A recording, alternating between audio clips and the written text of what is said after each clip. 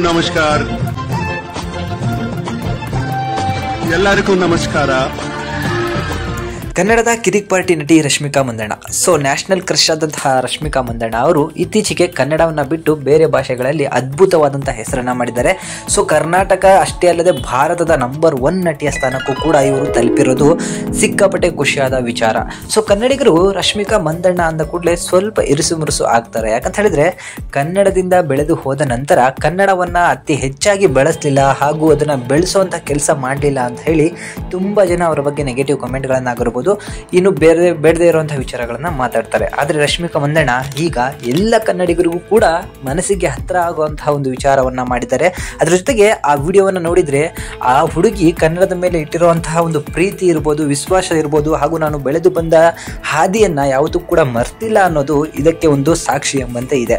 ಇಷ್ಟು ದಿನ ಯಾರ್ಯಾರು ರಶ್ಮಿಕಾ ಮಂದಣ್ಣನ ಕನ್ನಡ ವಿರೋಧಿ ಅಂತಿದ್ರು ಅವರು ಕೂಡ ರಶ್ಮಿಕಾ ಮಂದಣ್ಣಿಗೆ ದೊಡ್ಡ ಹಾರ್ಟ್ ಸಿಂಬಲ್ ಅನ್ನ ಕೊಡುವಂತ ಕೆಲಸಗಳನ್ನ ಮಾಡ್ತಿದ್ದಾರೆ. ಯಾಕಂದ್ರೆ ತಪ್ಪು ಮಾಡೋದು ಮಾನವನ ಸಹಜ ಧರ್ಮ, ಅದನ್ನು ತಿದ್ದಿ ನಡೀತಾನಲ್ಲ ಅದು ತುಂಬಾ ದೊಡ್ಡದೊಂದು ಧರ್ಮ ಅಂತಾನೆ ಹೇಳ್ಬೋದು.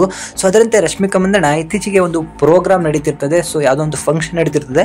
ಅಲ್ಲಿ ತೆಲುಗು ನಟ ನಾಗಾರ್ಜುನ್ ಅವರು ಅಲ್ಲಿ ನೆರೆದಿರುವಂತಹ ಜನಗಳಿಗೆ ಹಿಂದಿಯಲ್ಲಿ, ತಮಿಳಲ್ಲಿ, ತೆಲುಗಲ್ಲಿ, ಮಲಯಾಳಂದಲ್ಲಿ ಎಲ್ರಿಗೂ ನಮಸ್ಕಾರವನ್ನ ಹೇಳ್ತಾರೆ. ಆದರೆ ಕನ್ನಡದಲ್ಲಿ ಮಾತ್ರ ಹೇಳಿರೋಲ್ಲ. ಅಲ್ಲೇ ಹಿಂದೆ ನಿಂತಿದ್ದಂತಹ ನಮ್ಮ ರಶ್ಮಿಕಾ ಮಂದಣ್ಣ ಅವರು ನಾಗಾರ್ಜುನ್ ಅವ್ರನಿಗೆ ಅಷ್ಟು ದೊಡ್ಡ ಸ್ಟೇಜಲ್ಲಿ ಕರೆದು ಕನ್ನಡದಲ್ಲಿ ಎಲ್ರಿಗೂ ನಮಸ್ಕಾರ ಅಂತ ಹೇಳಿ ಸರ್ ಅಂತ ಹೇಳ್ತಾರೆ.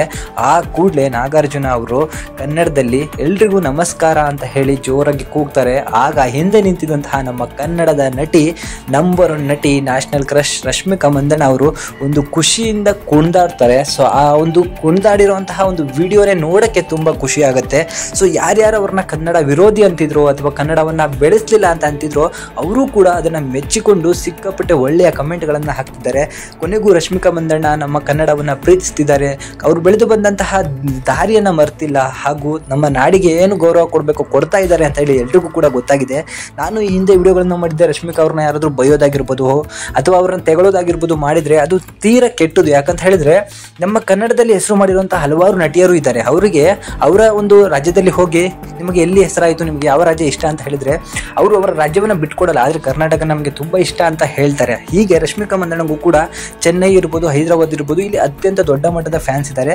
ಅಲ್ಲಿನ ಸಿನಿಮಾಗಳು ಅವರಿಗೆ ದೊಡ್ಡ ಮಟ್ಟದಲ್ಲಿ ಕೈ ಹಿಡಿದ್ರಿಂದ ನಮಗೆ ಅಲ್ಲಿನ ಒಂದು ಸ್ಥಾನ ಹೃದಯದಲ್ಲಿ ಒಂದು ವಿಶೇಷ ಜಾಗದಲ್ಲಿ ಇದೆ ಅಂತ ಹೇಳ್ಕೊಳ್ಳೋದು ಯಾವುದ್ರಲ್ಲೂ ತಪ್ಪಿಲ್ಲ. ಹಾಗಂತ ಅವರು ಕನ್ನಡಕ್ಕೆ ಯಾವತ್ತೂ ಕೂಡ ಅವಮಾನ ಮಾಡಿಲ್ಲ, ಮುಂದೆನೂ ಕೂಡ ಮಾಡಲ್ಲ. ಯಾಕಂತ ಹೇಳಿದ್ರೆ ರಶ್ಮಿಕಾ ಮಂದಣ್ಣ ಎಷ್ಟೇ ದೊಡ್ಡ ನಟಿಯಾಗಿ ಬೆಳೆದ್ರು ಅವರ ಮೂಲ ನಮ್ಮ ಕರ್ನಾಟಕದ ಕೊಡಗು ಅನ್ನೋದನ್ನ ಅವರು ಕೂಡ ಮರೆಯೋಕೆ ಸಾಧ್ಯವೇ ಇಲ್ಲ ಅಂತ ಹೇಳ್ತೀನಿ. ಇದ್ರ ಬಗ್ಗೆ ನಿಮಗೆ ಏನಿಸುತ್ತದನ್ನ ಕಮೆಂಟ್ ಮುಖಾಂತರ ತಿಳಿಸಿ. Thank you.